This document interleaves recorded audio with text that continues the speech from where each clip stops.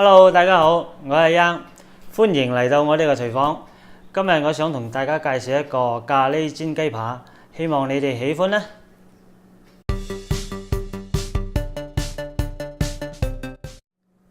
我哋預先嘅材料有雞髀肉啦、紅辣椒、青辣椒、洋葱、料酒、鹽、糖、雞粉、蒜頭粉、咖喱粉、生粉、麻油同水嘅。OK， 我哋嘅材料係2磅嘅雞髀肉，連皮帶骨嘅啦。有啲朋友可以買啲已經處理好嘅雞髀肉啦。我哋首先而家處理下個雞肉先。我哋首先將佢去咗皮嘅，跟住去骨啦。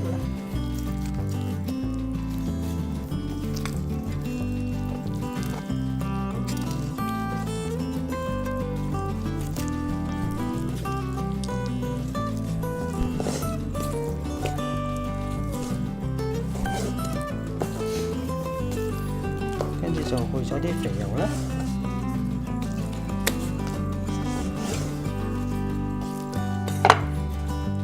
我哋切好咗，攞去洗乾淨啦。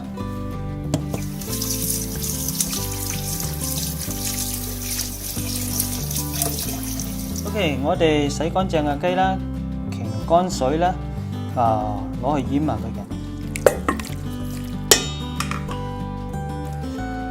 我哋首先放嘅料酒，1茶匙嘅料酒，半茶匙嘅鹽。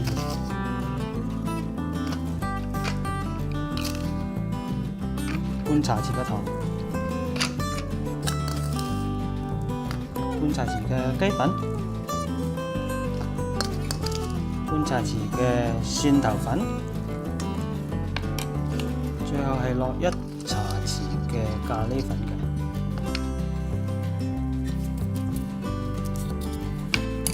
我哋撈勻佢啦，大概醃佢半個小時左右啦。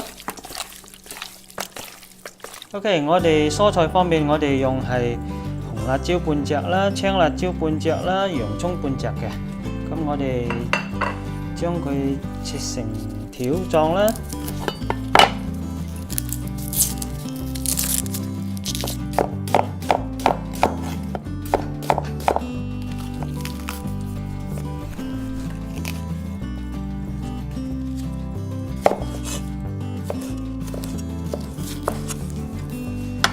我哋攞去洗嘅。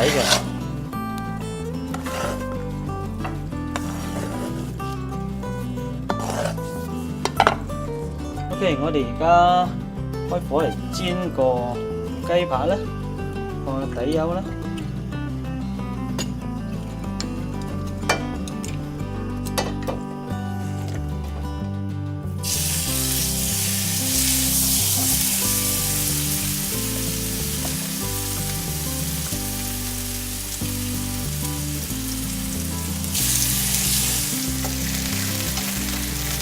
我哋兩邊反佢啦，煎嘅時候啦，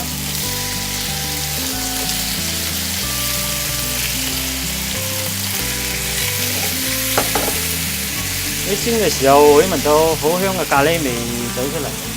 我哋用個間蓋冚冚佢啦，稍微慢火或者即係唔好唔會燶啦，咁樣冚冚佢容易熟透啲啦。咁樣一直煎到佢熟為止嘅，煎到佢兩面金黃色啦，收乾水啦，咁基本上撳到佢已經係好硬嘅感覺，已經就係熟咗噶啦。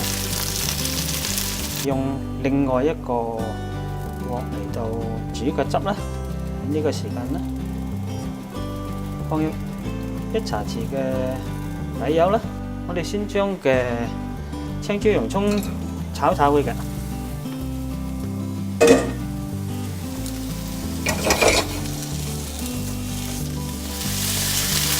我哋稍微炒香佢啦，落1杯嘅水啦，半茶匙嘅鹽啦，1茶匙嘅糖啦，因為咖喱都通常比較稍微甜口少少嘅，再放1茶匙嘅咖喱粉啦。我哋最後尾係放1茶匙嘅生粉嚟打芡嘅。我哋首先要將個汁稍微煮，將啲蔬菜嗰啲煮熟佢啦。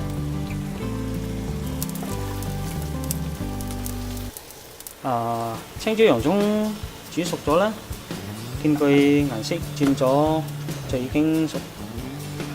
我哋放入1茶匙嘅生粉嚟打芡啦，2茶匙嘅水。